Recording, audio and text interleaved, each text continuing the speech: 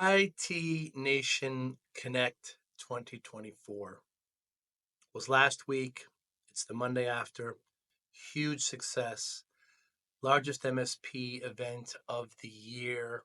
So many new announcements. So many new exciting things going on.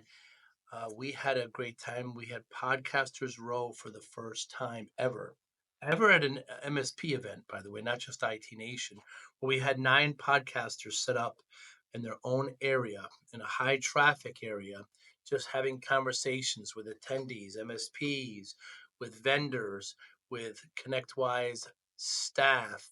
Just a wonderful event. Ushering the new CEO, Manny Ravello, as Jason McGee exits, and lots of great new product announcements. I personally had a speaking session there as well, which was a great success. How to help MSPs in sales and marketing with podcasting.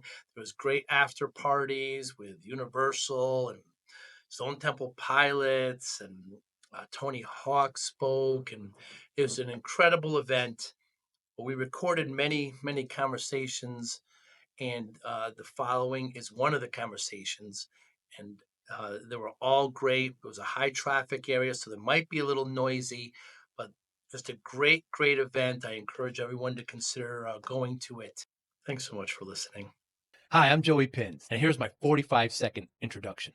After starting my business in the 90s, I started developing poor habits of eating in my diet because of working way too much. I found myself at 340 pounds. The doctor told me if I don't lose the weight, I'm not going to see my daughter graduate. I took the next 7 months, lost 130 pounds. People ask me, how'd you do it? What's the secret? I need to lose weight. How'd you do it? How did I lose the weight? Just one word: discipline. I've had other successes in life, and I attribute them all to discipline. Now, I'm not the king of discipline, but I believe that it can help all of us. Friends convinced me to start a podcast. The podcast mission: how do we better ourselves and society? I talk to interesting people in health, fitness, sport. Are you from DC originally? It's funny. I'm from Northern Virginia. I grew up in Southern Virginia most of my adolescent years, Northern Virginia, high school years. I was in the Army right after high school. Kept trying to escape. I went away to college, came back, and then just started my professional career there. And I mean, I'll be an empty nester next August. So I might do that digital nomad life, man. I gotta go now. I gotta come back for college games on Saturdays. But I'm excited. I'm scared too. So I was empty nest about 3 years ago, and that's why I started going to Tampa. Yeah. It's nice. Your son just went to school in the Maryland area? So my youngest next fall he starts college. My oldest is a sophomore in college down in Virginia Beach area. I see. Yeah. So I love Tampa, not in the summer. Right. So Nobody and great, likes they'll that. be home in the summers. Yes. So I probably will spend a lot of time in Tampa in the fall, winter, and spring next year. But I also want to travel too, man. I want to just take the laptop and go work from wherever, Colorado, LA, wherever, man. It is nice, isn't it? Yeah. My daughter's at Maryland. Okay. So University of Maryland? Yes. Great school, man. Yeah. Yeah, one of my son's teammates is committed to Maryland for football. Really? For football? Stud linebacker, man. Whoa. He's been all-state 3 years in a row. Wow. Yeah, they're getting a good one. Yeah. That is big D1 over there. Yep, Lacrosse is what they're known for. Heck yeah, man. I mean, they're worldwide. Great lacrosse program, but they're making a name for themselves. It's funny, man. One of my high school football coaches, his son is the starting quarterback for Maryland. Wow. Billy Edwards. Yeah. Wow. Yeah. What'd you play in football? What was your position? I was wide receiver. I can see that. Yeah. So I played college rugby after the Army. Wow. I discovered that, and that was fun too, man. Yeah, but I mean, well, Patrick, when you go up for that to receive that catch, and you don't know what's coming when you hit the ground. I wasn't smart enough. You at didn't the time turn your to back. know, man. Also, my high school team, we had an All-American running back, right? So any catches were few and far between, so you didn't care as long as you were getting the ball. Is that right? I had many times where I felt 225 pounds pushing me forward on top of a DB and stepping on my back running. And I always joke with this guy went on to UCLA, had a great career there. But to answer your question, it was just joy because they were actually throwing the ball, man. Wow. I was excited. So It's such a great sport. awesome. I mean, both my boys have played. My oldest was a high school wrestler for 4 years. Whoa. I remember him going out for football for the first time, and he goes, "Dad, we get breaks in practice. I was like, what are you talking about? He goes, wrestling. We don't need breaks, you know. And that's a good lesson for the real world, son. So. You ever get a concussion? Maybe between concussions and TBIs in the military, man, probably too many. Wow. My oldest had to. He went to college and he started doing some MMA, right? Whoa. Utilizing his wrestling, and he last fall got his 4th concussion, and I stopped him. Did you really? We're done. Good for you. We're done. So my youngest, knock on wood. It's quality of life issue. We had seen with Tua there in Miami, right? Yep. Yeah. All right. Yeah. He My ended youngest up has coming never back. had one. Really? And he was a quarterback his whole life, and they asked him to do something really hard and change to free safety and wide receiver his senior year. Whoa. And he's given a few this season. I know. Wow. I saw that. So, but he actually likes being on that side of the ball. He goes, man, I love hitting people. Hitting people. Yeah, that's the thing. Yeah. And you had no reservations about having your sons play football. No, do 100. I said you go 100. It's the best way. The best way if you. Their positions, what they did too, but I said just go 110%. Yeah. Learn. No, you can't control being tackled and getting a concussion, obviously. But from the other side, listen, just lean back on your training and go 110%, man. It's either going to happen or it's not. Yeah. You can't control that. Right. Part. If you go out there and try and control, you're going to get hurt. You start being careful. It's the worst thing you can do, right? You gotta let loose, man. Right. Yeah. You can't be reckless, but you still have to. Yeah. Right. You still have to have some structure, Yeah, but yeah. you can't be too careful. They do they're pretty. But I'm telling you, we have in practice. The whole guardian caps have been. I'm surprised they're not using those in games. To be honest with you, Really? I really wish they would transition to those in games. Those caps, the they big do- foam, huge man. They're big great. help, right? Yeah, I mean, what's the harm in having that in a game? Right. If they're not that heavy. It doesn't really make. That's a difference. good point. The weight isn't an issue because it's foam. Yeah, it's pretty hard foam too. Yeah. Anyways, that's That's a masculine thing. At but this also point. concussions in high school. I mean, it's been the biggest injury I've seen, and it keeps them, but they're so careful. It's 2-week minimum out. Is it really? They do protocol tests before the season starts. It's all computerized. It's pretty cool, Wow. right? So they have to pass a lot of series of tests before you actually, they'll take your helmet from you. Wow. Like the athletic trainer has helmets in his office, and you won't even get it at practice. Wow. Right, until you pass the protocol. So they're very risk adverse. The last thing they want to do is take a chance. It doesn't matter how good you are. So the NCAA is actually doing something good for the athlete, for the student athlete. That's the high school stuff. I don't know Oh, about that's high college, school. man. Oh, I I don't know thought it was how college, good. yeah. I guess I'll find out next year in Yeah. college. Because with name and likeness, with NIL, that's really Yeah. changed everything Yeah, there. I mean, The luckily quarterback's making millions of dollars in college. Yeah, I mean, my son's my son's going Division III, right? And we don't. They want him. I do air quotes as an athlete, right? So they want to see if he could be a fit as a quarterback in their system, but they also love him at wide receiver, and he's a long snapper. Coach asked him I last have year if no you could idea figure what this that's out. like. What is that like being a Long long snapper. snapper? He says he loves it because no one can hit him. Right, that's a good point. That's And right, let me can't tell you, touch him, it was a bit of our college. The guy recruiting my son said this is a nice differentiator. I mean, he goes, do you know how hard it is to find people I that was can gonna do say, this? how long is that snap? 10, 12 yards, 10, man. 12, and yeah. they time it, right? So 'Cause if they you can do spin it, if you can, and so his quarterback training has really helped with that, right? And so if you can get it under 1 second, if you can do 0.8, which he's at 0.88, They time. yeah. No, from if he was point of bigger, whistle. if he was 100, Bulkier? if he was 200 pounds, Yeah. he could go D1. Wow. But it's just something he does for fun. Right. Right. But he loves the free shot. Like he snaps and he's fast. Right. So they love the fact. And he's not like he's going down there tackling a 300-pound or Right. 200-pound running back. Yeah. It's a DB who probably weighs the same weight as him. So he's very confident about making that tackle. Wow. So they love that, the 160, 170-pound, long snapper is sprinting down there. Who knew that was going to be something? Isn't that He so- just I did never it for thought fun. of that. Right? I never Yeah. thought of that. Yeah. The long snapper. Because I usually think kickers are kind of their own kind of. Yeah, man. But I'm the telling long you. snappers. Yeah, you got a kid coming up, man. Teach him how to long snap. And it's safe. You don't get hit.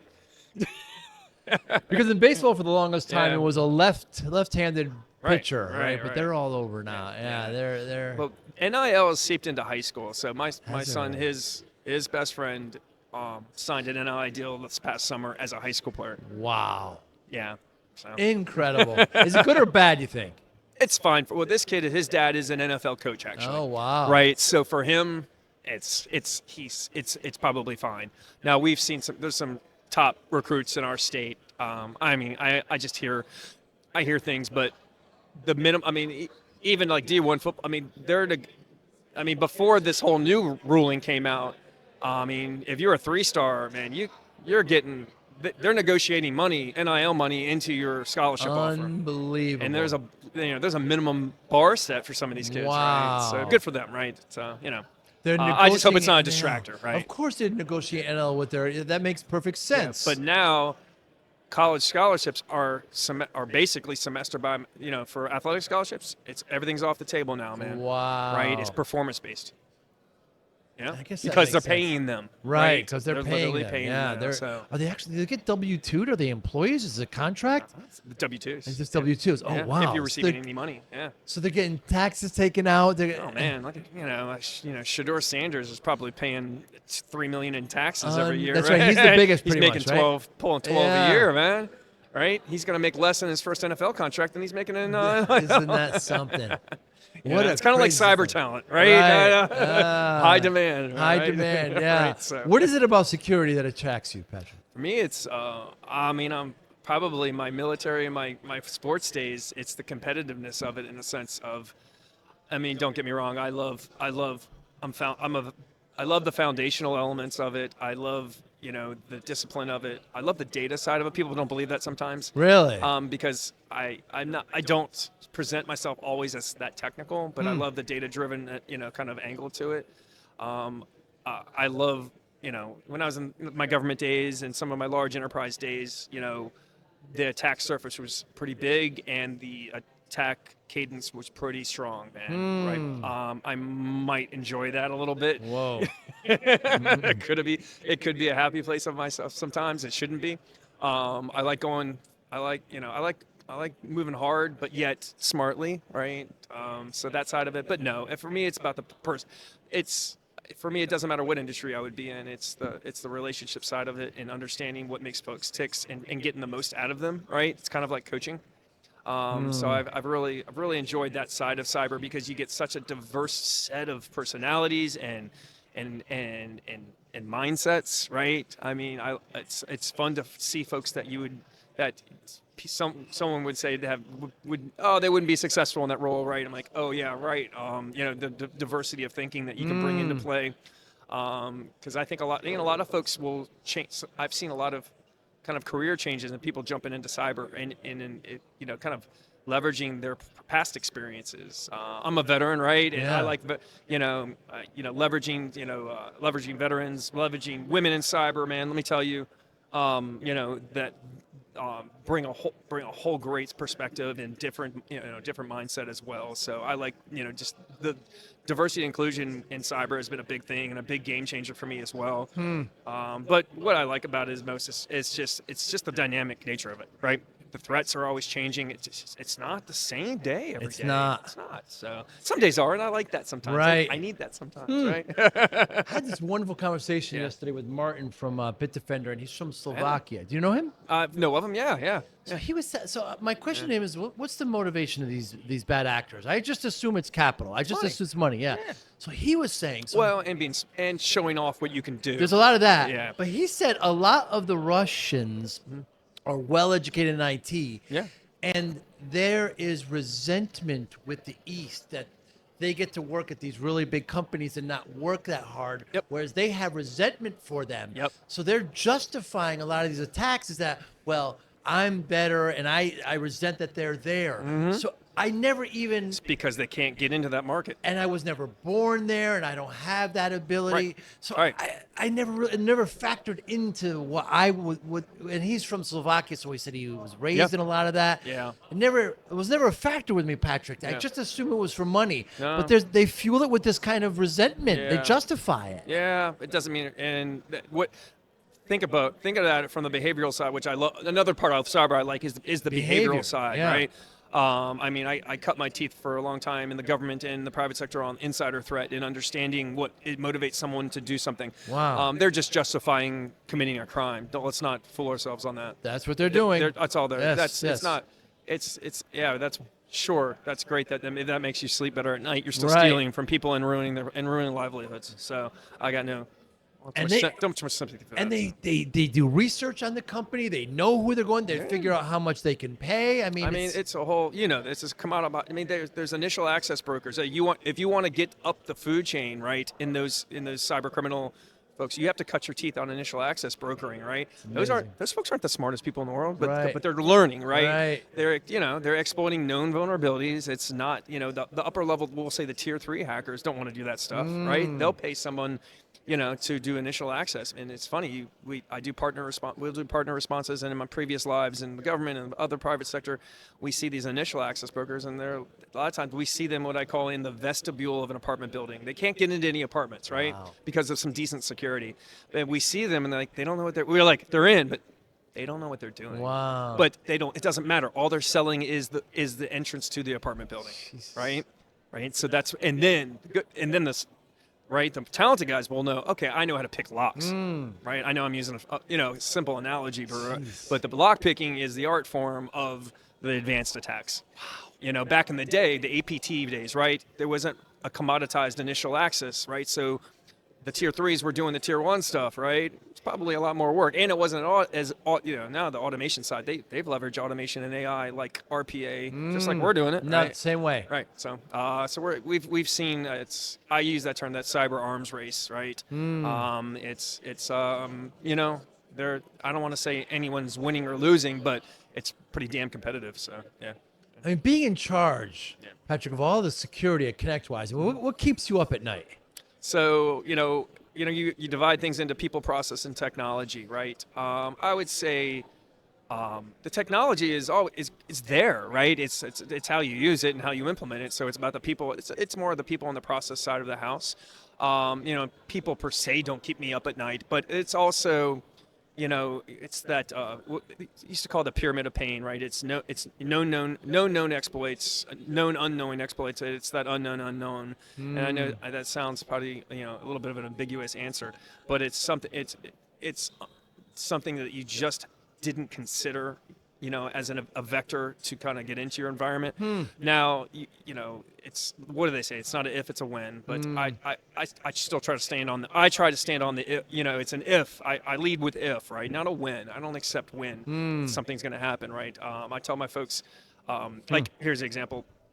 What keeps me up at night is complacency, right? And so if there's just a static, AWS outage or Azure outage, whatever, cloud service provider outage, which happens now and then, right? I remember my first month on the job, I hit up my team at ConnectWise and I said, what's going on? What are we doing? And they were like, oh, it's just an outage. I was like, how do we know it's not a cyber attack? I said, yeah, prove to me it's not one. Didn't go over quite well at first, but you get their muscle memory going, and it's like training. Wow. Like you go back, it's like it's training, right?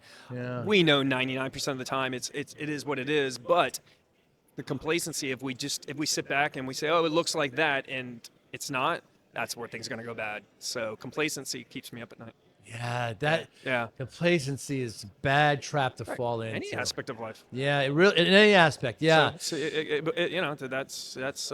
that's from a people process, and actually can be from a technology, from an implementation or lack thereof, right? Maybe we just didn't deploy where we needed to deploy. Luckily, I've got some really amazing folks at ConnectWise, and they kick some butt, man. I'm really proud of them. My job's to stay out of their way and let them and empower them versus hover over top of them. So yeah.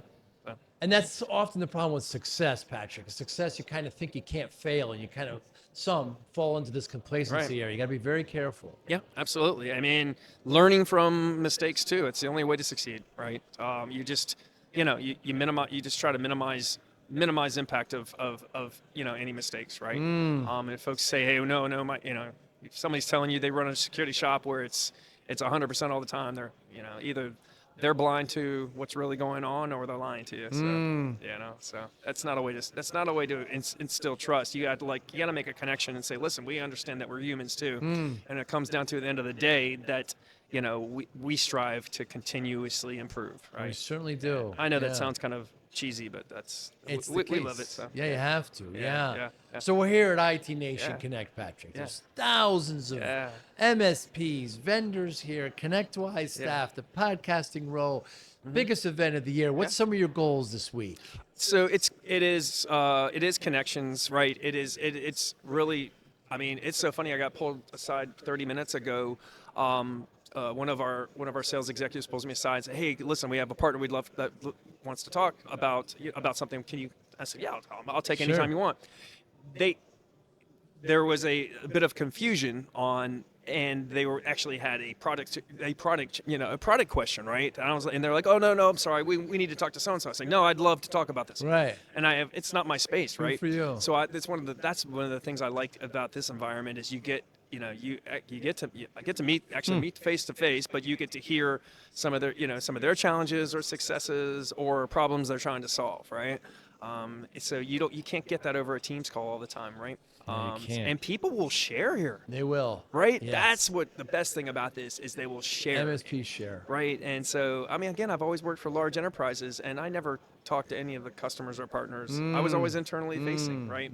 So for me, it's about building relationships, right? And so I say, listen, if something's going on that you're just not sure about in your environment, you give me a call. And I'm like, oh, I don't want to bother you. I was like, it's my job, man. Right, What are you talking about? You're right. bothering me. For you. Yeah. So that's what I try to get out of this. I try to hear some of the challenges that they're going through, and then I bring that back to some of it I can relate to, because if you think about it, right, I operate, I operate a mid-sized, I'm responsible for security for a mid-sized company, and I can relate to some of these folks because I talk to some of the security folks of these large MSPs, and we're going through some of the same challenges. Right. So, let them know you're not alone in that foxhole. So, Not alone. and I learn from them too. So some of them have some pretty good best practices Wow. I'll take from. So, yeah. Is there anything in the last month and a half, so Patrick, that you changed your mind on? Changed my mind on. At any level? I don't know if there's anything that's really I don't think I've had any tipping point moments in the past month or so. I'm starting to explore. I mean, so we're going through. We're doing some identity and access management maturity journey, and I'm starting to kind of entertain some of the more progressive identity solutions that are out there, like passwordless security. I don't know if it's changed my mind yet, but I'm like, it's opened my mind. And I'll kind of shift at your question. My mind has been opened about what we've all traditionally done from identity and access management. And I'm like, wait. So I've been starting to really try to keep an open mind about, some other more dynamic ways to grant and deny access, right? Because it's a big challenge. It right? is a challenge. And that's just, I mean, in 3 months, ask me, it could be a different maturity or topic, maybe on the security operations side and automating tier 1 and stuff like that, right? But right now, that's kind of on my mind right now. So, yeah. I didn't consider that. I didn't think about actual. You also take care of like the perimeter security there at HQ. Absolutely. That's the whole process there. I got to sign in at the bottom, and I got to get a tag, and I got to go up. Yeah. Yep. So our IoT systems, just like anybody at the company. Again, it goes back to what I say. It's just like any other company, right? We have all that integrated, and again, we leverage the behavioral nature of some of those logs and some of that stuff, and if we see activity that isn't normally there from either a time standpoint, from an increase of activity, it goes back to lack of don't be complacent. If you see a spike in something that isn't normally there, well, maybe we start asking the question why. But yeah, those systems are integrated into the sensors that we can see. It's not overly complex. It's mostly it's just understanding of those environments and how can we view them in our and correlate them, right? Type of deal. So. Hard security is something else to consider. That's very interesting. We have, we work closely with HR and legal, on the employee side of the house, right? And what I say, we try to protect them, right? Sometimes we got to protect them from external, things, and we have to protect them from internal aspects too, right? So it's just a risk-based approach. Wow. So, yeah. So, Patrick, I started my MSP back in the 90s. I was working way too hard. Yeah. Not 14-hour days. You're no stranger to this. Yep. Yeah. Got myself up to 340 pounds. Wow. Yeah, Oh I was my just gosh. eating poorly, not Okay. exercising, no more soccer, no more. Yeah. And the next thing, so I'm at the doctor, and she tells me if I don't lose the weight, Mm-hmm. I'm not going to see my daughter graduate. Man. Scared me. Wait, She's yeah. just born. Oh wow. Okay. So I'm driving home, punching the steering wheel. This is my pie hole. Yeah. I did this. How did I? Because your body's amazing. You it gets used. Yeah. I would go up the stairs and kind of lose breath a little bit, but I just kind of got used to that. Yeah. It's terrible. Right. Got used to it. So I lost 6-7 months. I lost 130 pounds. Wow. Good for you, man. And people ask me, and you can't look at it as a finishing line, No. right? You've got to change. No. Like 90% of these people gain the weight back. You've got to change the habits forever. It's Yep. not temporary. Yeah. And people want a quick answer. What's your secret? And there's no secret, Patrick. It's discipline. That's how I lost. That's how I keep it off. Yeah. Routine, willpower, etc. Absolutely. Yeah. How does discipline play a role in your life, Patrick? I mean, it's so funny. I went through a similar journey 2 years ago. Did you Almost really? 2 years ago. This March, it'll be 2 years. Not that much, but it was, I think, about 40, 50, 55 pounds. Wow. And I changed my lifestyle and discipline. I have to be in the gym, 6 days a week, and it's not to lose weight. It's to reset my brain. Yeah. Right. I have 2 active young men. I'm a single dad, and I want them. I try to motivate them. So I Wow. always want to be the man. I try to show them, the father, the professional, I try to set an example Yeah, for them. lead by and example. if I'm not living a healthy, and both my young men are very in shape, right?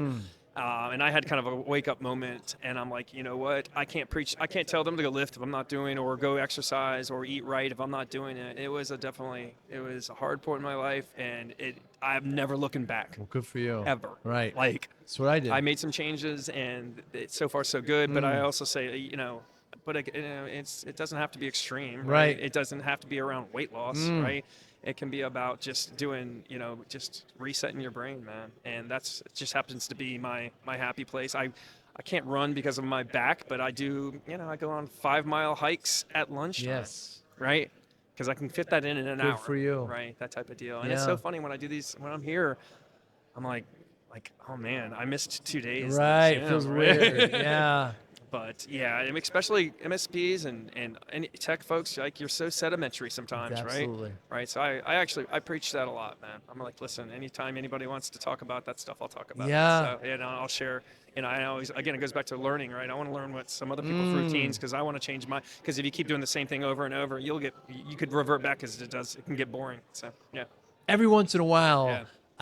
I feel the 340-pound guy inside me trying to get out. I look at the pictures. That's my motivation. Yeah, so I those look pictures, yeah. I look Never at let those this pictures. I was happen on a again. vacation that March, and I remember looking at myself in the mirror, and I'm like, I'm done. It's not happening. And so I look at that a lot. I'm Good like, for you. There's I'm your gonna go back. motivation. Yeah, I'm not going back. So, yeah. So. So what is your motivation, Patrick? My why? Yeah, your why, your just motivation. Sure. Travis and Gavin Beggs, man, my boys, man. That's my motivation. Your family, your Yeah, sons. that's it. They are my why, right? I do. Again, I want to set a good example for them. I want to show them, but I also want to be a human to them and show, hey, listen, I'm having a bad day, and I express that to them, right?